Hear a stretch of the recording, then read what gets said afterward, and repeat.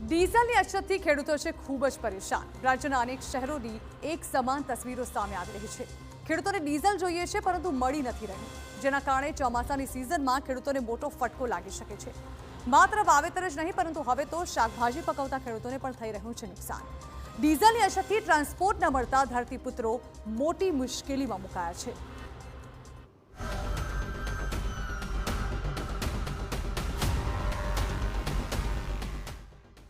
ડીઝલની અછતથી ખેડૂતો પરેશાન।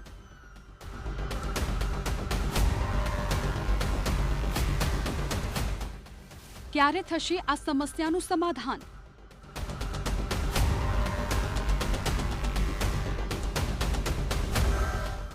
ડીઝલ માટે લાગી લાંબી કતાર।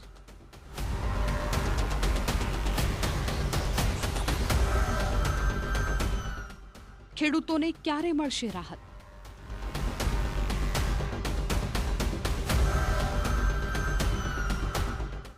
રાજ્યમાં હજુ પણ ડીઝલની અછતથી ધરતીપુત્રો મુશ્કેલીમાં છે। ચોમાસાની તૈયારીઓ થઈ રહી છે, જો કે ખેડૂતોને જોઈએ એટલું ડીઝલ નથી મળી રહ્યું। સૌરાષ્ટ્રથી લઈને ઉત્તર ગુજરાત અને મધ્ય ગુજરાત સુધી હાલ ડીઝલની અછત જોવા મળી રહી છે। આ દ્રશ્યો બનાસકાંઠાથી સામે આવ્યા છે, જ્યાં દાંતાના રતનપુરમાં ઈંધણની અછતને કારણે ખેડૂતોએ હેરાન થવાનો વારો આવ્યો છે। પેટ્રોલ અને ડીઝલ મેળવવા માટે સવારથી જ ટ્રેક્ટર, જીપ, બાઇક સહિતના વાહનોની લાંબી કતારો લાગી જાય છે। તેમ છતાં ખેડૂતોને ઈંધણ નથી મળતું। કલાકો સુધી લાઇનમાં ઊભા રહેવા છતાં ઈંધણ ન મળતા ખેડૂતોમાં ભારે રોષ છે। લાંબી કતારો અને ભારે ભીડને કારણે ટ્રાફિક વ્યવસ્થામાં પણ અવરોધ ઊભો થયો। પેટ્રોલ પંપ પર કોઈ અનિચ્છનીય ઘટના ન બને તે માટે પોલીસ બંદોબસ્ત ગોઠવવામાં આવ્યો અને સુરક્ષા વચ્ચે ઈંધણનું વિતરણ ચાલુ રાખવામાં આવ્યું।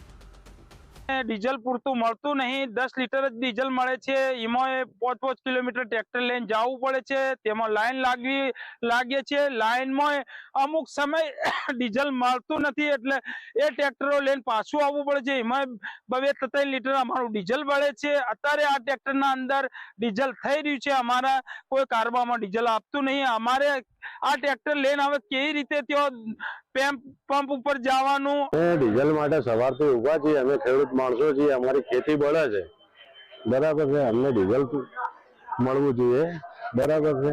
હવે અત્યારે તો લાઈન લાગી છે, સવારના 8 વાગ્યાના ઉભા છીએ, હજી સુધી નંબર આવ્યો નથી।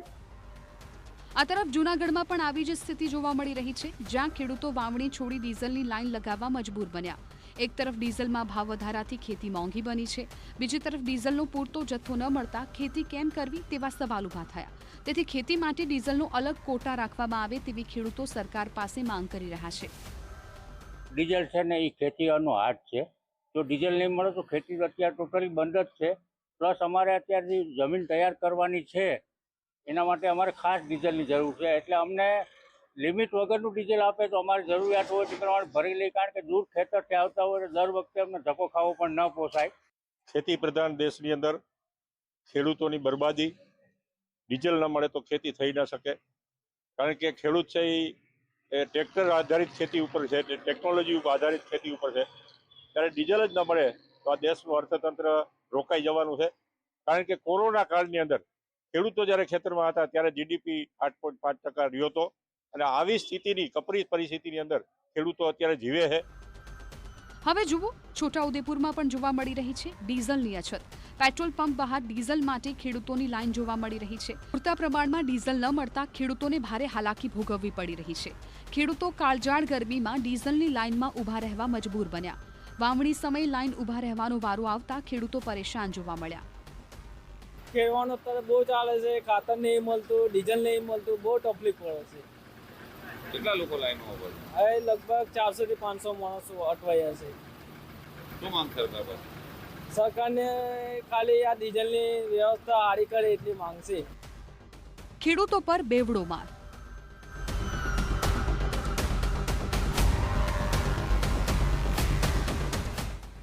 ધરતીપુત્રોની હાલત થઈ કફોડી।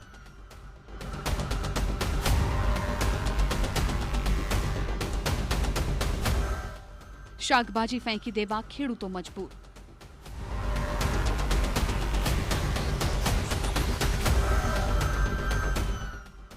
માંગરોળમાં ડીઝલ ન મળતા ખેડૂતો પર બેવડો માર પડ્યો। તૈયાર પાક બજાર સુધી ન પહોંચતા ખેડૂતોને મોટું નુકસાન થઈ રહ્યું છે. જૂનાગઢના માંગરોળમાં ડીઝલ ન મળતા ખેડૂતોની હાલત કફોડી બની.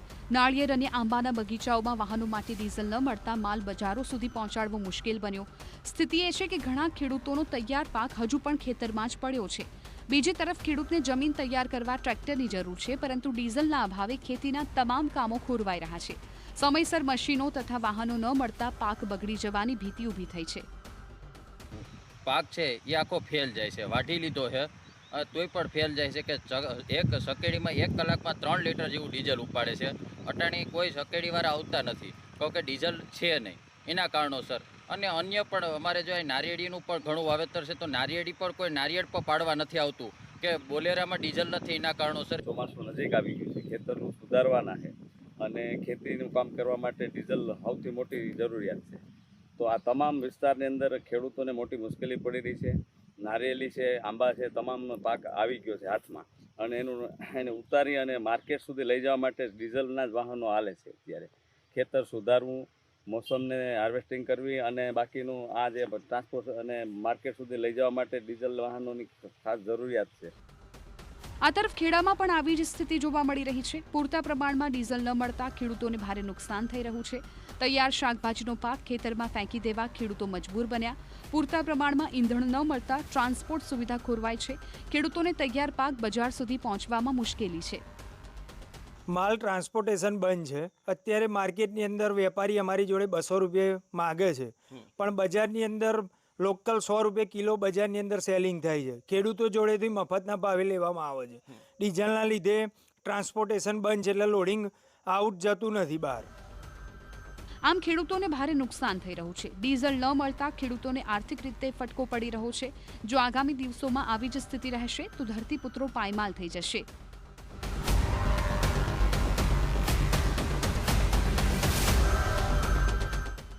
Bureau report, TV9.